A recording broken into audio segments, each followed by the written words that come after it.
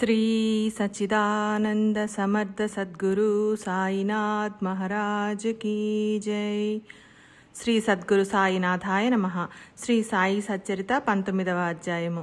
ఈ అధ్యాయంలో మానవ జీవన సాఫల్యత మరియు ధ్యేయం, జ్ఞాన మార్గ శ్రేష్టత, భక్తి మార్గ సౌలభ్యం, బాబా రాధాబాయికి చేసిన ప్రేమపూర్వకమైన బోధ, శ్రద్ధా సహనాల విశిష్టత, గురువు యొక్క కూర్మ దృష్టి, రుణానుబంధం గురించి బాబా బోధ, నామస్మరణ మహత్యం, పరనింద నిరసన, శ్రమకు తగిన ఫలితం ఇవ్వటము, భక్తులకు వారి వారి సంస్కారాలను అనుసరించి వివిధ విధాల బోధ మరియు సాధనలను నియమించే వృత్తాంతాలను శ్రవణం చేద్దాం. సాయి సూక్ష్మం కంటే సూక్ష్మం, మహత్తు కంటే అత్యంత మహత్తు. ఇటువంటి సద్వస్తువు మనపై కరుణతో ఒక ఆకారాన్ని ధరించింది. వారు భక్తుల భావాన్ని ఉదార స్వభావంతో చూస్తారు. ఉచితానుచితాలు పట్టించుకోక భక్తుల గౌరవాన్ని నిలబెడతారు. శరీరం మరియు ఆత్మ పరస్పరం భిన్న స్వభావం కలవి, అయినా రెంటికి విలక్షణమైన స్నేహం. ఈ శరీరం నశించిపోయేది, ఆత్మ నిర్వికారం, నశించనిది. ఆత్మ మహాశక్తి కలది. ఇంద్రియాలన్నింటికీ అక్కడే విశ్రామం. అంతిమ పరమగతి కూడా అదే, శుద్ధ బ్రహ్మ కూడా అదే. ఆత్మ స్ఫటికంలా స్వచ్ఛమైనదే అయినా ఈ ప్రపంచంలో మాయతో మరియు కర్మలతో బంధింపబడినట్లు భాసిస్తుంది. స్ఫటికంలో ఎరుపు, నలుపు, పసుపు రంగులు ప్రతిబింబించినా స్ఫటికం మాత్రం అన్ని రంగుల కంటే వేరుగా ఉంటుంది, నిర్మలంగా, విశేషంగా ఉంటుంది. దేహేంద్రియాలు, మనసు, ప్రాణం వీటన్నింటికంటే ఆత్మ విలక్షణమైనది. ఆత్మ స్వయం జ్యోతి, శుద్ధ చైతన్యం, ఆకార వికారాలు లేనిది. శరీరం, బుద్ధి, మనసు, ప్రాణం వీనిపై అభిమానం ఉన్నంత వరకు కర్తృత్వ భోక్తృత్వాల భావం మరియు సుఖదుఖాలు అనివార్యం. నిర్భయత్వాన్ని, శాశ్వతత్వాన్ని, ముక్తతను, స్వాతంత్ర్యాన్ని, పరమాత్మ ప్రాప్తిని పొందటమే జీవితానికి సాఫల్యత. మానవ జన్మ యొక్క ధ్యేయమిదే. జ్ఞానం లేకుండా మోక్షం లేదు, విరక్తి లేకుండా జ్ఞానం కలగదు. ప్రపంచం అశాశ్వతమని మనసుకు అనిపించనంత వరకు విరక్తి కలగదు. ఆత్మస్వరూపంలో స్థిరపడిన వారు ప్రపంచంలోని విషయ సుఖాలను కోరుకోరు. సాధనలన్నింటిలో జ్ఞానమే శ్రేష్టమైనప్పటికీ బాబా సర్వసాధారణంగా భక్తి మార్గాన్ని అవలంబించాలని ఉపదేశించేవారు. జ్ఞాన మార్గం యొక్క మహిమను తెలుపుతూ ఆ మార్గం రామాఫల సమానమని, భక్తి మార్గం స్వల్ప సాధనతో కూడుకుని మధుర రసంతో ఉన్న సీతాఫలాన్ని సేవించటం లాంటిదని చెప్పేవారు. భక్తి సీతాఫలం వంటిది, జ్ఞానం పరిపక్వమైన రామాఫలం వంటిది. ఒకటిని మించి మరొకటి మధుర రసంతో ఉంటాయి. రామాఫలాన్ని కాయగానే కోసి పండేస్తే దానిలోని గుజ్జు వగరుగా ఉంటుంది. చెట్టు పైన పండితేనే అది మధురంగా ఉంటుంది. సీతాఫలానికి ఈ ప్రయాస లేదు, రామాఫలానికి పతన భయముంది. అట్లే జ్ఞానులకు కూడా నిర్భయం అనేది ఉండదు. వారు అష్టసిద్ధులను జయించాలి. ఏమాత్రం అలసత్వం పనికిరాదు. అందువలననే సాయి దయామయులు భక్తులకు భక్తి మరియు నామస్మరణ గురించే వివరిస్తుండేవారు. సాయి యొక్క సంకల్పాలను ప్రకాశింపచేసే ఈ చరిత్ర అనే జ్యోతి వెలిగింది. దీని వెలుగు భక్తులకు మార్గదర్శకమై వారికి యోగ్యమైన మార్గం లభించుగాక. రాధాబాయి అనే వృద్ధశ్రీ బాబా వద్ద నుండి మంత్రోపదేశాన్ని కోరి ఉపవాస వ్రత దీక్షను చేపట్టి కష్టాన్ని సృష్టించింది. బాబా ఆ స్త్రీని పిలిపించి, అమ్మా, నీవు ఎందుకిలా సత్యాగ్రహాన్ని చేస్తున్నావు? మరణించాలని ఎందుకు అనుకుంటున్నావు అని అడిగారు.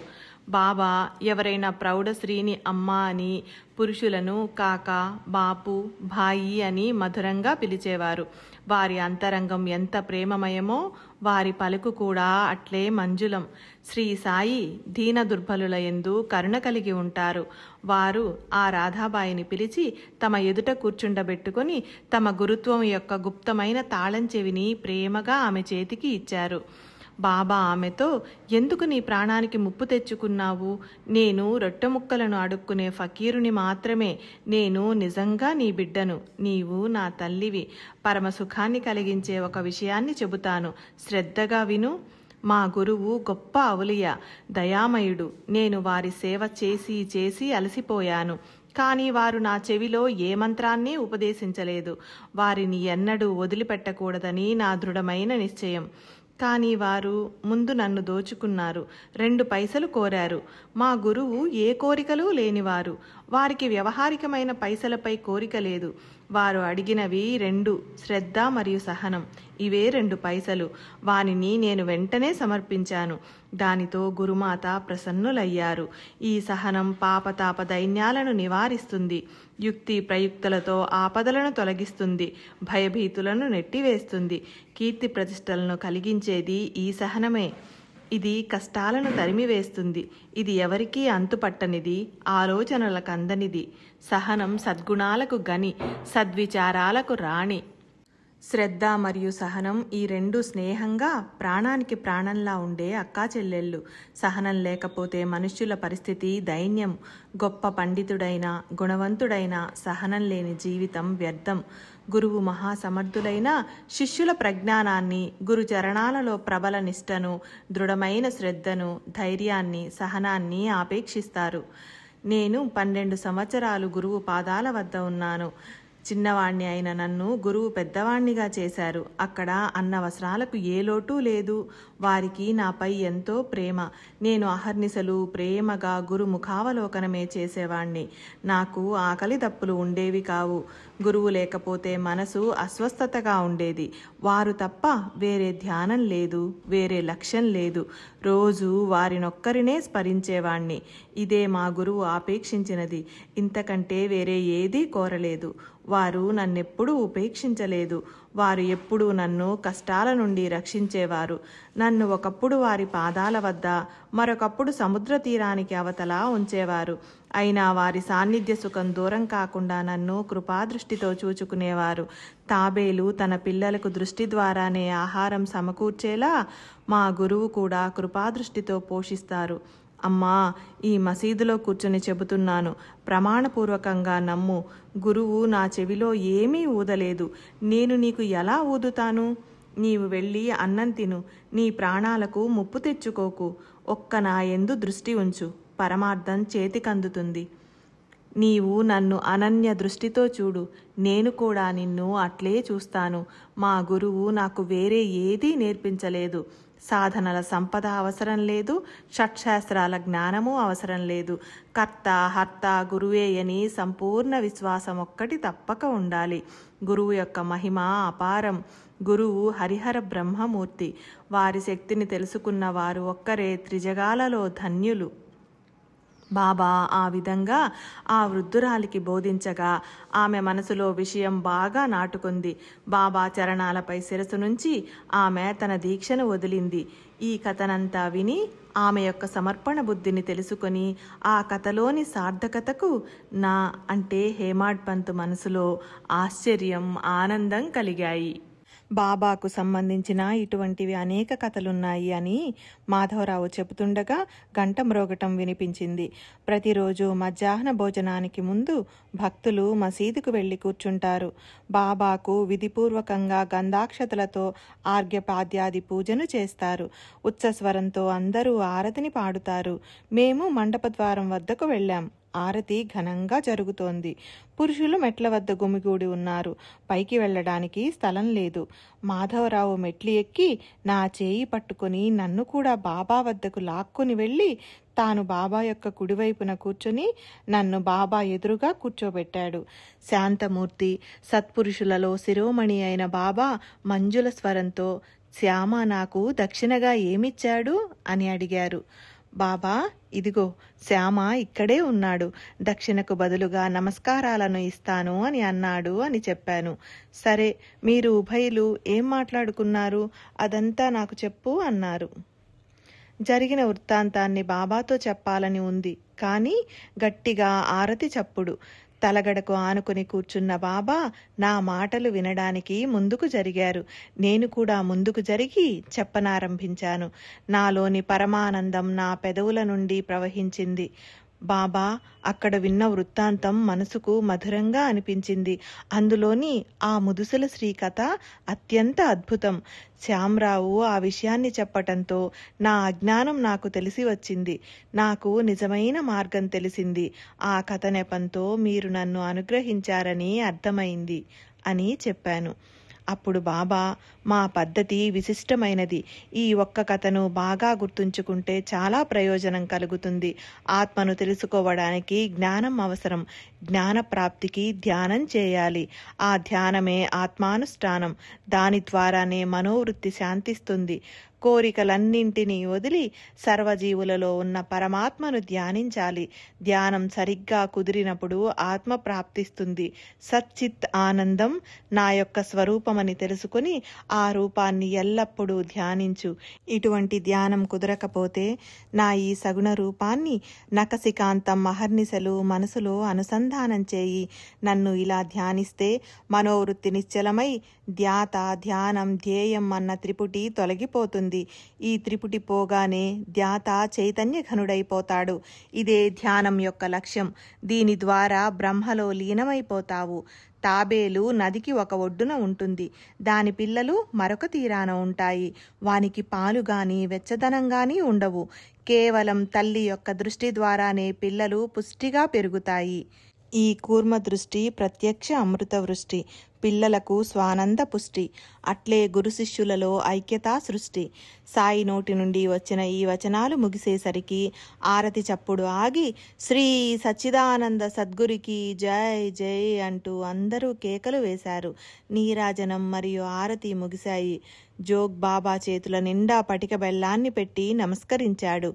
ఆ మొత్తం పటిక బెల్లాన్ని బాబా నా చేతులలో కుమ్మరించి, నేను చెప్పిన విషయాలన్నింటినీ మనసుకు బాగా పట్టించుకుంటే నీ స్థితి ఈ పటిక బెల్లం వలె మధురం అవుతుంది. నీ మనసులోని కోరికలు, సంశయాలు తీరుతాయి అని చెప్పారు. నేను బాబాకు అభివందనం చేసి, బాబా, నాకు మీ ఆశీర్వచనమే చాలు, నన్ను రక్షించండి అని వారి కరుణ కోసం ప్రార్థించాను. అప్పుడు బాబా ఇలా బోధ చేశారు. ఈ కథను శ్రవణం, మననం మరియు నిధిధ్యాసనం చేస్తే స్మరణ మరియు ధ్యానం కుదిరి ఆనందఘనుడైన పరమాత్మ ప్రకటమవుతాడు. చెవులతో విన్న కథనంతా నీ మనసుకు పట్టించుకుంటే శుభప్రదమైన గని తెరుచుకుంటుంది. నీ పాపాలు ప్రక్షాళనమవుతాయి. అజ్ఞానం వలన చేసే కర్మబంధనాలతో సంబంధం తొలగిపోతుంది. విధి నిషేధాల నిర్బంధాలు వదిలిపోతాయి. అప్పుడు మోక్షంతో కలిగే ఆనందాన్ని అనుభవిస్తారు. సాయి స్వరూపం యథార్థ జ్ఞానం. వారు మూర్తీభవించిన పరిపూర్ణ జ్ఞానమని తెలుసుకోవడమే వారి ధ్యానం, అనుష్ఠానం. అదే వారి దర్శనం. అజ్ఞానం నుండి, కోరికల నుండి, కర్మబంధనాల నుండి విమోచనం కావాలంటే వేరే ఇతర సాధనలు లేవు. దీనిని బాగా తెలుసుకోవాలి.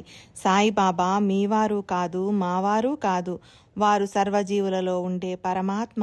ఇప్పుడు వారి మాటలను వినండి. వాటిని నిరంతరం స్మరణయందు ఉంచుకోవడం ఫలప్రదం. పూర్వజన్మ రుణానుబంధం లేకుండా ఎవరు ఎక్కడికి వెళ్ళనే వెళ్లరు. మానవులే కాదు, పశుపక్షులు కూడా అంతే. అందుచేత ఎవరిని పోపమ్మని తరమకండి. వచ్చేపోయే వారిని ఆదరించండి.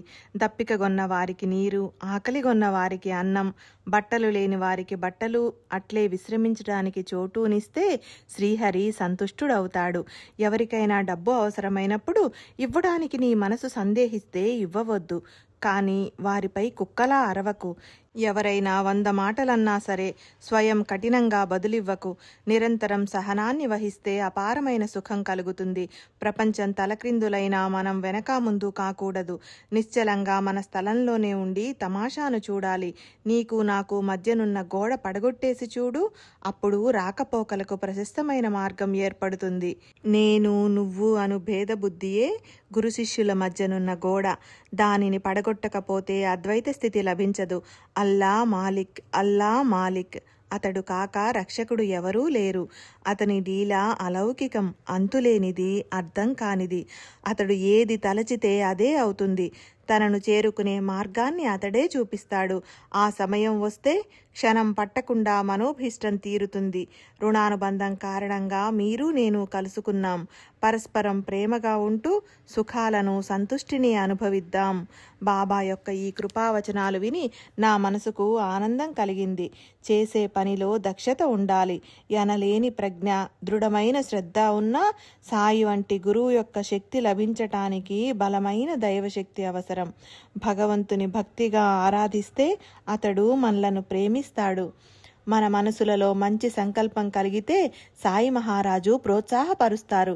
షిరిడీ వంటి పవిత్ర క్షేత్రంలో గురువారం రోజు రామనామాన్ని అఖండ ఆవర్తన చేయాలన్న సంకల్పం కలిగింది. బుధవారం రాత్రి శయ్యపైన శరీరం నిద్రావశమయ్యే వరకు మనసును రామనామ స్మరణలో ఉంచి అదే ధ్యాసతో ఉన్నాను. ప్రాతకాలం మేలుకోగానే మనసుకు రామనామం గుర్తుకు వచ్చింది. దాంతో జిహ్వా సార్థకమైంది.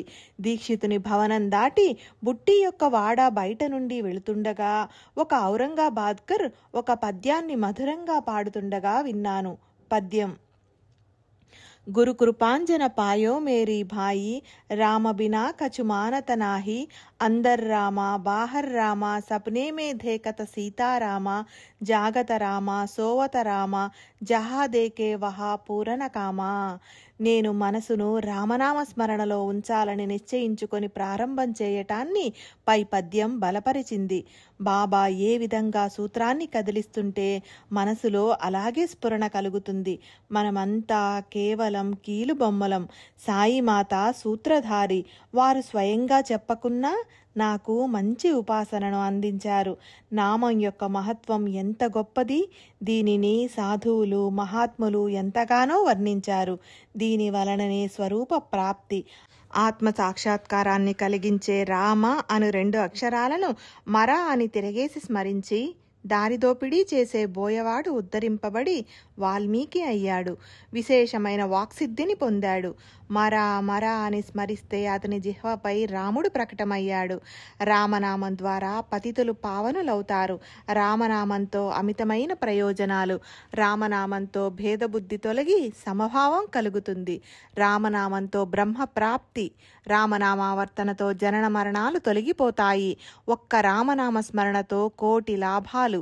రామనామ ధ్వని ఉన్న చోట విష్ణువు యొక్క సుదర్శన చక్రం తిరుగుతూ కోటి విఘ్నాలను ధ్వంసం చేస్తుంది. ఈ రామనామం దీనులను సంరక్షిస్తుంది. ఉపదేశించటానికి సాయిబాబాకు ఒక ప్రత్యేక స్థలం కానీ సమయం కానీ అవసరం లేదు. అతి సహజంగా బోధ చేసేవారు. ఈ విషయాన్ని స్పష్టం చేసే ఒక కథ. ఒకసారి ఒక భక్తశ్రేష్ఠుడు మరొకరిని గూర్చి ముచ్చటిస్తూ నిందారోపణలో పడిపోయాడు. నోటి నుండి నింద బాగా ప్రవహించసాగింది. అసలు విషయం అడుగున పడి నింద పైకి వచ్చింది. ఏ కారణం చేతనైనా ఎవరి ఆచరణైనా సరిగ్గా లేకపోతే వారి గురించి వారికి వారి ఎదుటే తెలియచేసి వారిపై దయతలచాలి. ఎవరినైనా సరే ఎప్పుడూ నిందించకూడదు. నింద చేసేవారు ఇతరుల మురికిని తన నాలుకతో శుభ్రం చేస్తారు. ఇతరులకు ఉపకారం చేయటానికి తాము మానసిక అధోగతిని సహిస్తారు. నిందానెపంతో దోషాలను తెలియపరుస్తూ అడుగడుగునా సావధానపరుస్తూ అనేక రకాల అనర్థాలను తొలగిస్తూ సహకరిస్తారు. నిందారోపణ చేసిన వాడు మల విసర్జనానికి బయలు ప్రదేశానికి వెళ్ళాడు. బాబా దర్శనానికి భక్తులు మసీదుకు వెళ్ళారు. బాబా పూర్ణ అంతర్జ్ఞాని. ఆయా సమయాలకు సరిగ్గా భక్తులకు శిక్షణ ఇచ్చేవారు. భక్తులతో సహా లెండీకి వెడుతూ బాబా ఆ నింద చేసిన వానిని గూర్చి అడిగారు. అతడు కాలువ వద్ద బయలు ప్రదేశానికి వెళ్ళినట్లు భక్తులు చెప్పారు. తమ కార్యక్రమాన్ని ముగించుకొని బాబా లెండి నుండి బయలుదేరారు. కాలువకు వెళ్ళిన భక్తుడు కూడా ఇంటికి బయలుదేరాడు. అక్కడ ఒక కంచె ప్రక్కన ఒక ఊరపంది మలాన్ని మృష్టాన్నంలా చప్పరిస్తూ తినేస్తోంది. బాబా తమ చేతితో దానిని అతనికి చూపించారు. చూశావా, జనుల మలం దాని జిహ్వకు ఎంత మధురంగా ఉందో. తన ఆప్తజనుల మీద కోపాన్ని ప్రదర్శించే తన కోరికను యథేచ్ఛగా తీర్చుకుంటోంది. ఎంతో పుణ్య సంచయం వలన ప్రాప్తించిన ఈ మానవ జన్మను ఇలా వ్యర్థం చేసుకునే ఆత్మఘాతకునికి ఈ షిరిడి ఏం సుఖం ఇవ్వగలదు అని అంటూ బాబా వెళ్ళిపోయారు. ముందు చెప్పిన ఆ భక్తుడు మనసులో చాలా బాధపడ్డాడు. ఉదయం తాను చేసిన నిందారోపణ గుర్తుకు వచ్చింది. అతని హృదయంలో బాబా మాటలు బాగా గుచ్చుకున్నాయి. జనన మరణ ఆవర్తన తప్పించుకోవాలని నిశ్చయించుకున్న వారు ప్రయత్నపూర్వకంగా ధర్మానుసారంగా ప్రవర్తించాలి. నిశ్చల మనసుతో ఉండాలి. కఠినమైన మాటలను త్యజించాలి. ఎవరి మనసును మాటలతో నొప్పించరాదు. ఎల్లప్పుడూ పరిశుద్ధ కర్మల యందే నిరతులై ఉండాలి. మనసును స్వధర్మంలో ఉంచాలి. మీ మనోబుద్ధులను నాకు సమర్పించి నన్ను ఎల్లప్పుడూ స్మరించండి. ఇలా చేస్తే శరీరానికి ఎప్పుడు ఏం జరిగినా ముమ్మాటికి ఏ భయమూ ఉండదు. అనన్యంగా నా యందు దృష్టి ఉంచి నా కథలను వర్ణించేవారు, వినేవారు ధన్యులు. నా స్మరణ తప్ప అన్య ఆలోచనలేవీ లేకుండా ఉంటే చిత్తం పరమాత్మలో లీనమైపోతుంది అని బాబా చెప్పారు. నా శరణు పొందు, నా నామాన్ని స్మరించు అని బాబా అందరికీ చెప్పారు. దానితో పాటు నేను ఎవరు అని తెలుసుకోవడానికి శ్రవణ మననాలను ఆజ్ఞాపించారు.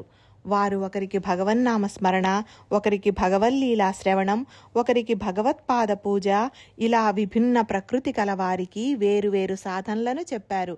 ఒకరికి ఆధ్యాత్మ రామాయణ పఠన, ఒకరికి జ్ఞానేశ్వరి పురస్చరణ, మరొకరికి హరివరద పారాయణ, ఇంకొకరికి గురుచరిత్ర అధ్యయనం. ఒకరిని తమ పాదాల వద్ద కూర్చుండబెట్టుకుంటే మరొకరిని ఖండోబా మందిరానికి పంపారు. ఇంకొకరి కంఠానికి ప్రేమతో విష్ణు సహస్రనామావళి కట్టారు. ఒకరికి రామ విజయాన్ని ఉపదేశిస్తే మరొకరికి ధ్యానాన్ని, నామమహత్యాన్ని, ఇంకొకరికి చాందోగ్య ఉపనిషత్తును, గీతా రహస్యాన్ని ఉపదేశించి వీనిలో విశ్వాసం ఉంచి వీనిలోని స్వాభావిక మాధుర్యాన్ని శ్రద్ధతో అనుభవించండని చెప్పేవారు. ఒకరికి ప్రత్యక్షంగా దీక్షనిస్తే మరొకరికి దృష్టాంతాలతో ఇచ్చేవారు. వారి ఉపదేశాలు అపూర్వంగా ఉండేవి. బాబా అలా ఒకరికి ఒకటి, మరొకరికి మరొకటి బోధ చేసేవారు. వారి దీక్షా పద్ధతి అనేక రకాలు. ఎవరో అపరిచితుణ్ణి పట్టుకుని అతనితో ఇంత తిని నిశ్చింతగా కూర్చోలేవా, ఓపిక పట్టి ఉండు అని కబురు పంపారు. ఒకరితో ప్రత్యక్షంగా మాది చాలా కఠినమైన పద్ధతి, 1-2 సార్లు చెప్పి చూస్తాం, చివరి ప్రయత్నం చాలా కఠినంగా ఉంటుంది, మాట వినకపోతే కన్న బిడ్డలనైనా 2 ముక్కలుగా చీరి పారేస్తామని చెప్పేవారు. సాయిబాబా మహాజ్ఞాని. వారు ఒకరికి విరక్తిని, జ్ఞానాన్ని కలుగజేస్తారు, ఒకరికి సద్భావాన్ని, భక్తిని కలుగజేస్తారు, ఒకరికి ప్రపంచ వ్యవహారాల్లో నడుచుకునే పద్ధతిని ప్రశస్తమైన రీతిలో శిక్షణనిస్తారు. ఉదాహరణకు, ఒకసారి మిట్ట మధ్యాహ్నం అప్పుడు బాబా మనసుకు ఏం తోచిందో తెలియదు గాని వారు అకస్మాత్తుగా రాధాకృష్ణ ఈ ఇంటి ప్రక్కకు వచ్చారు. వారి వెంట కొందరు భక్తులున్నారు.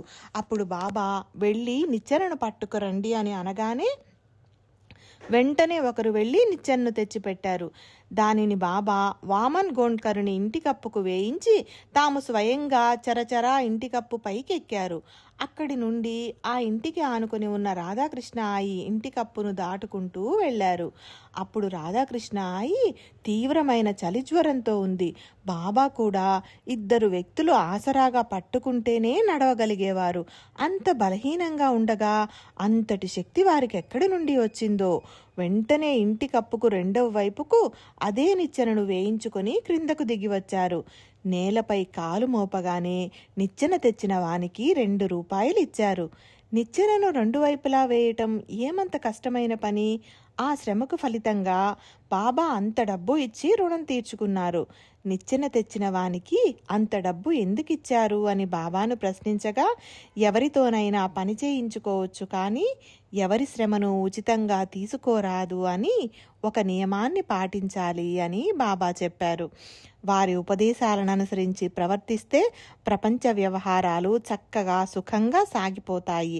స్వస్తి శ్రీ సాయి సమర్థ సచ్చరితంలో మదనుగ్రహం అను 19వ అధ్యాయం సంపూర్ణం. శ్రీ సద్గురు సాయినాథార్పణమస్తు. శుభం భవతు. శ్రీ సచ్చిదానంద సమర్థ సద్గురు సాయినాథ్ మహారాజ్ కీ జై.